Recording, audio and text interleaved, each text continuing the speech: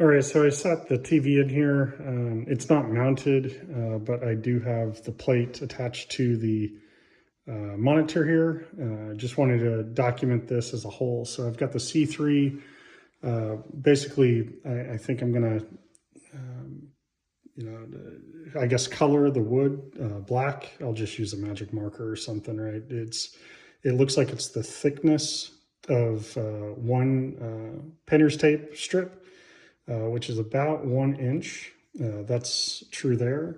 And then up against here, it's pretty well flush. It's great with the measurement. It's exactly as I've been kind of planning it, but you can kind of see from here, there's going to be a bezel here around the edges from Game Room Solutions. I don't know how that's going to work yet, but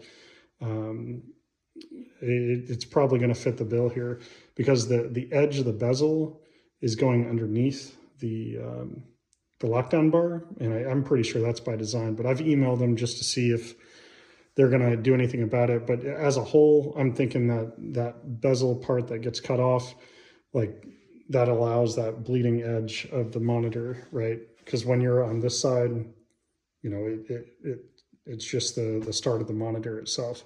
But anyway, what we've also got is about a painter's tape thickness in the back, as you can see there. So when I measured the Game Room Solutions bezel, you know, for the plexi, that is exactly that length, which is awesome. And then also here.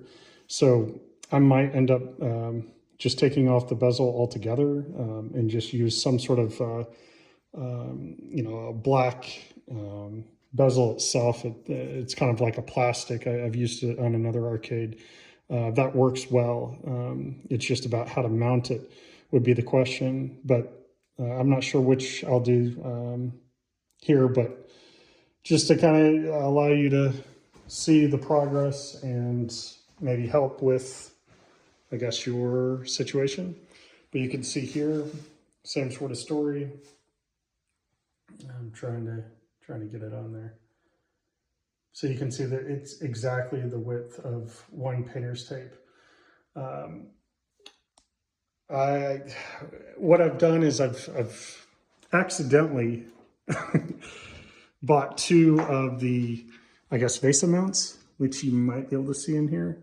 But what I did is I measured all this like super precisely, and then I just sat it down on the wood, and that was just freely, right? But then I've got one VESA mount that is actually connected to the monitor itself, which I don't know if this is going to zoom in as I want it, but there you go. You can kind of see it.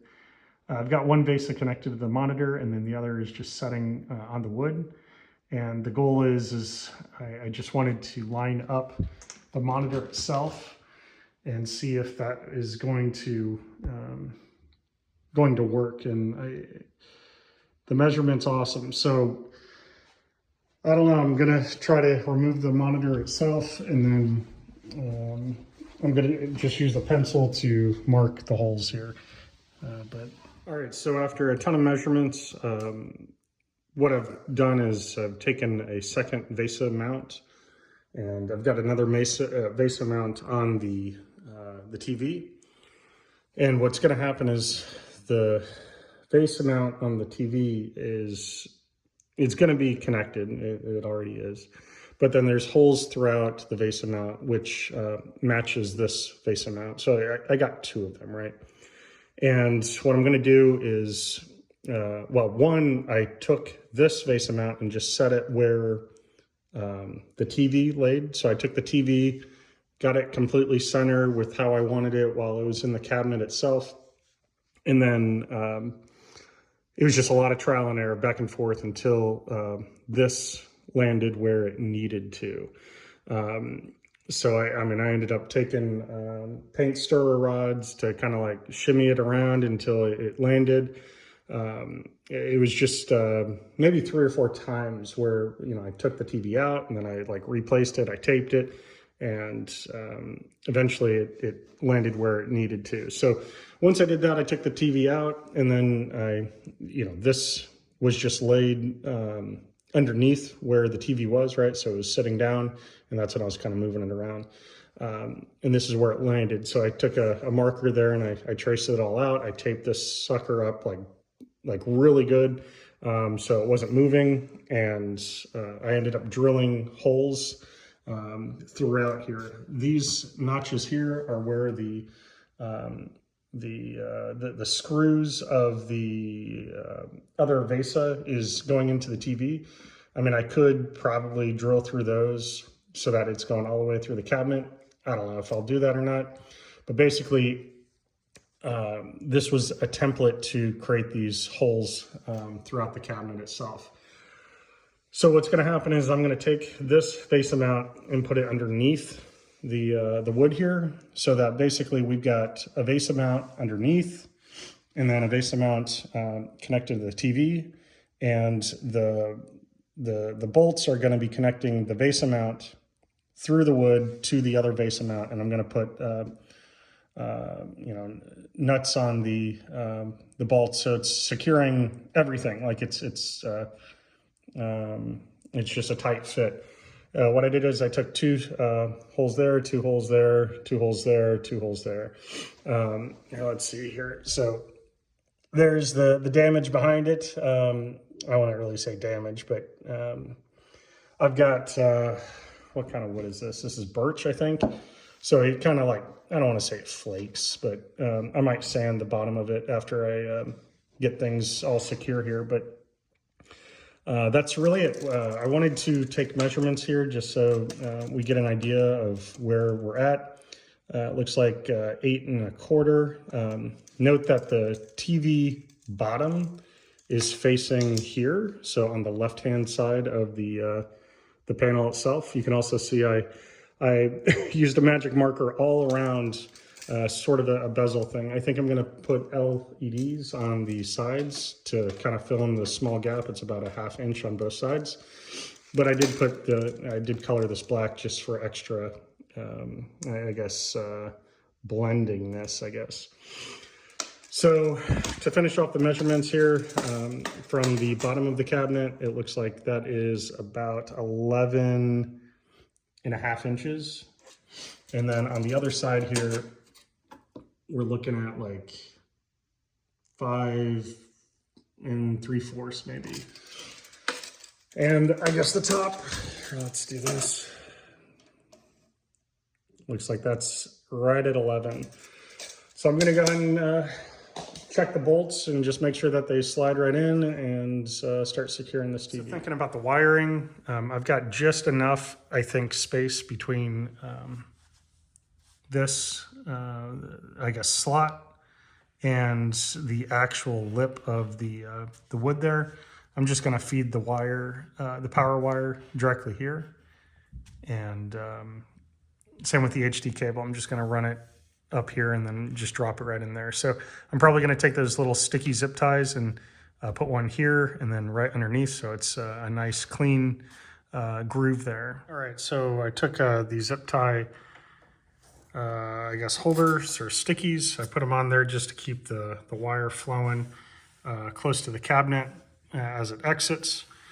And then what we've got here is I've connected the 4 main VESA mounts that are on the TV itself. And then what I did is I stuck all these screws in. You can see they're all facing you know, down in there, right? Because this is gonna set on the wood panel itself, and those holes are just wide enough for these bolts there to lay in. So I put all these in first, and then I just, you know, I guess screwed in each one of these individually. I've got the spacer there that is holding it in between the VESA mount and the TV. And the VESA here is required because you can kind of see it in the reflection here. There's a lip here, and if this was resting right on the wood, it would be off center. It would have a little wobble because this side's completely flat. So that's the solution here. I'm going to just set this down on the wood, and then I'm going to put bolts on the ends of them on every one of these. I'm going to take the other VESA mount that I've got that I was using for the template for this, and I'm going to put it on the underside of this piece of wood. So basically it's metal, wood, metal, and those bolts are going to hold it all in place. The second VESA mount is probably overkill, but since I've got it, I'm going to try to use it here. All right, so I've got the TV in the cabinet. It took a little bit of time. I kind of had to use multiple paint stirrers to kind of jimmy rig the bolts in the holes of the wood, but it made it. So I got it in the cabinet. This doesn't actually go all the way up. Maybe it goes at a 45-degree angle on the pivot, and then this runs really close to it.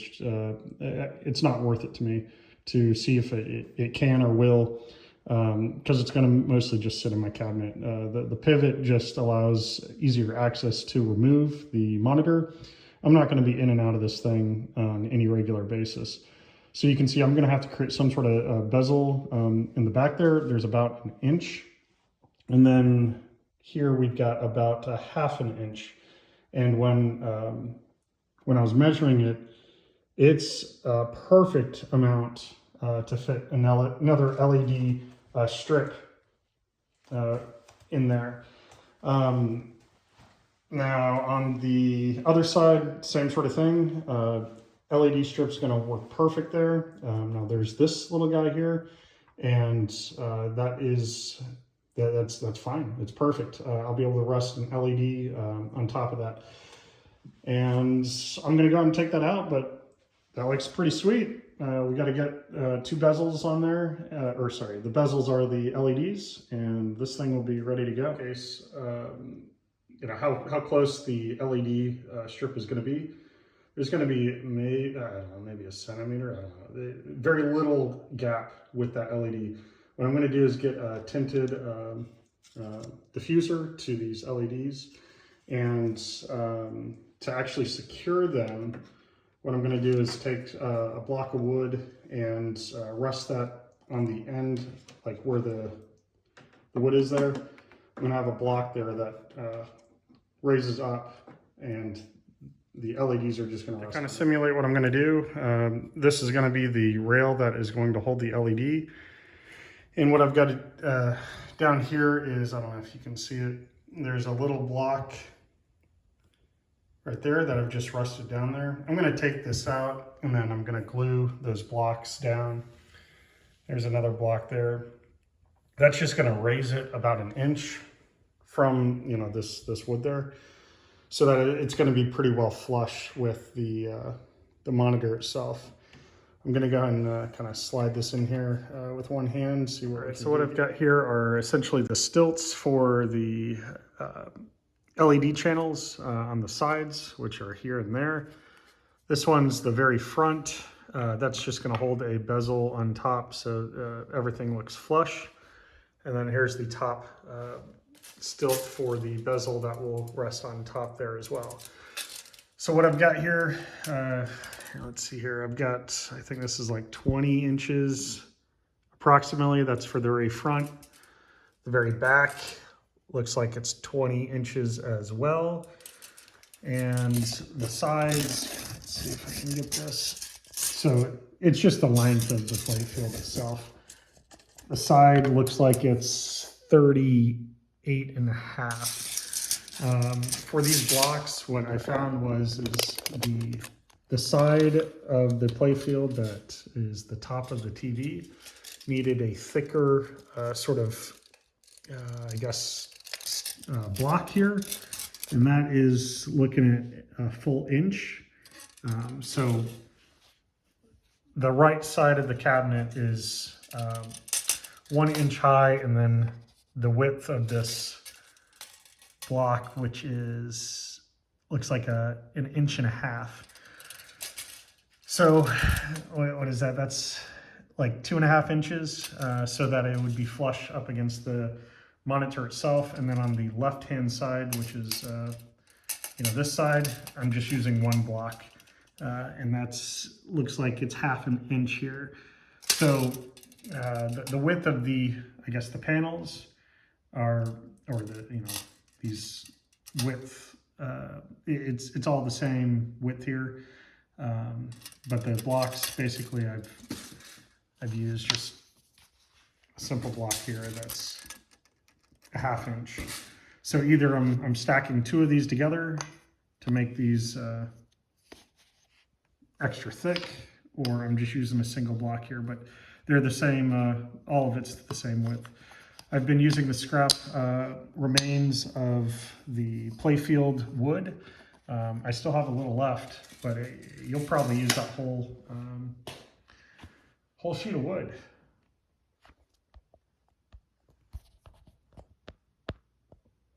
All right, there's the LED attached to the rail there.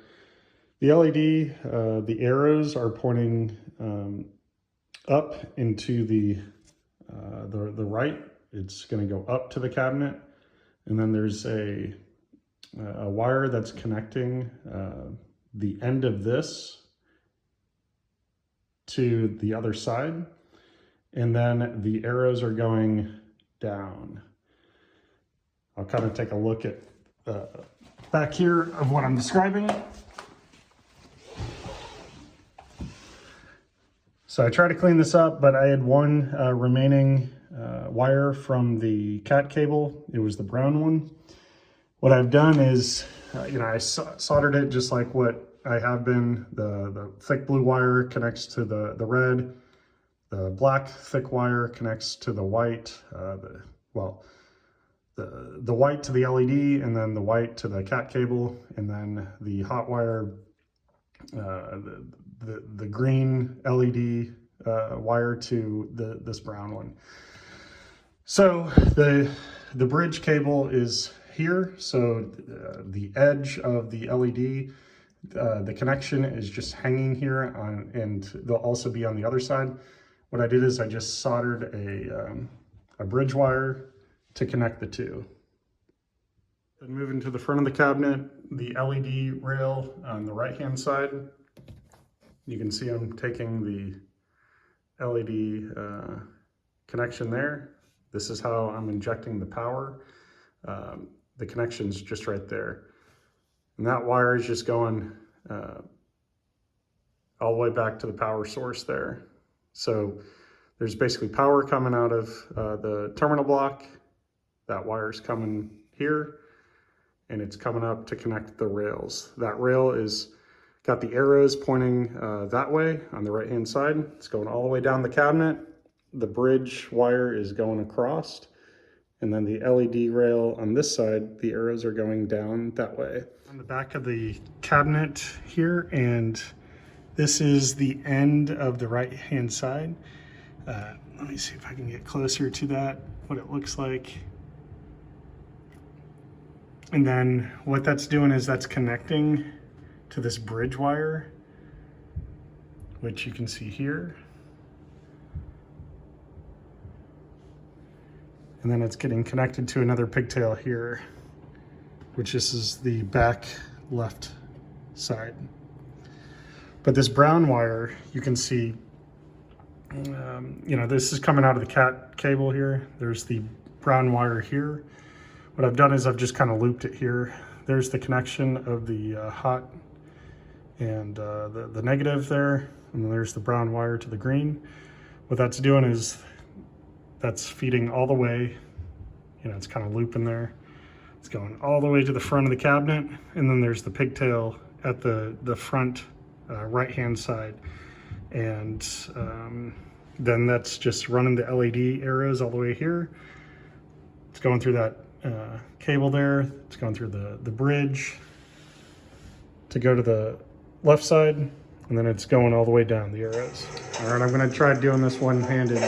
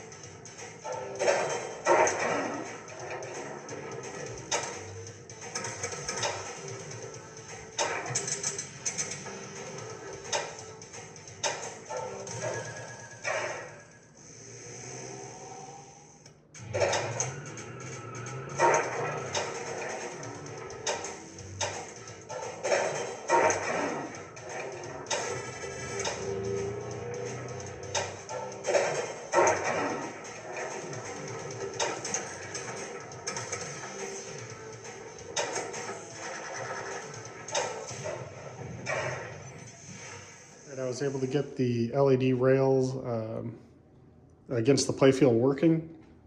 I'll kind of showcase what I did here. But there's the two rails on both sides. Those just sit adjacent to the monitor here, and it just rests on the wood itself that's underneath the TV panel.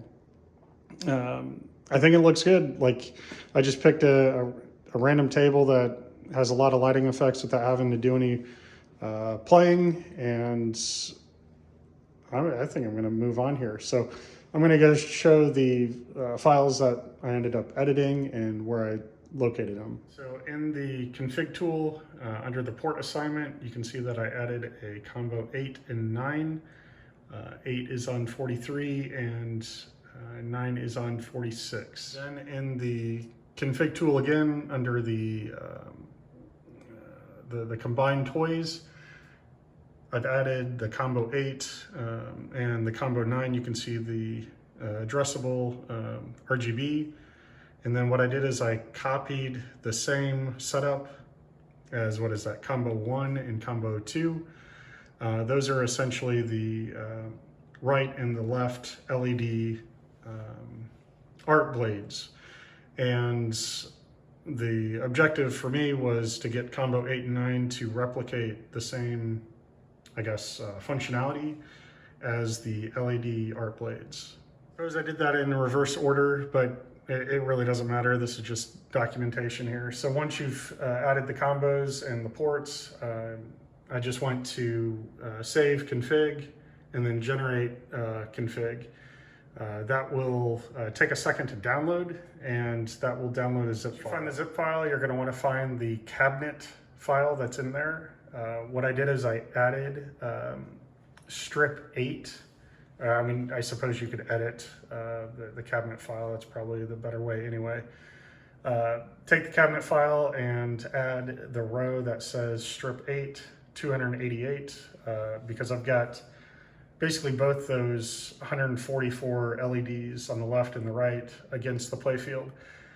It's considered just one strip. Scroll down a bit on the cabinet file, and what you're going to do, well, what I did was I just copied a section up above, and I took the part that says LED strip to /LED strip. That's going to get you the segment that you need to add. You can see I've got a right monitor and a left monitor bezel. You can name it whatever you want, but everything else is pretty important. The arrangement basically matches the left and the right LED art blades that I took from above. And you can see the output controller name. That can be literally whatever you want.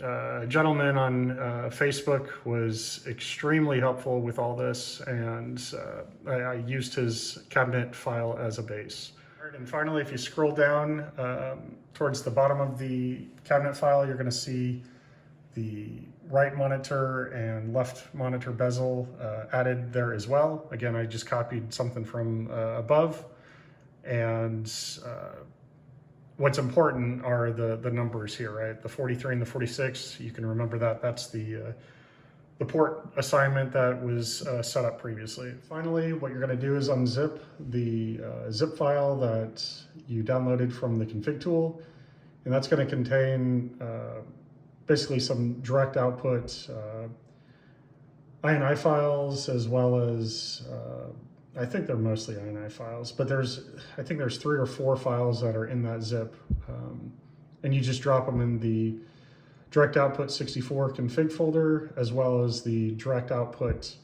config folder. You got to put them in both, and that is pretty much it. You just kind of hold on and hope for the best.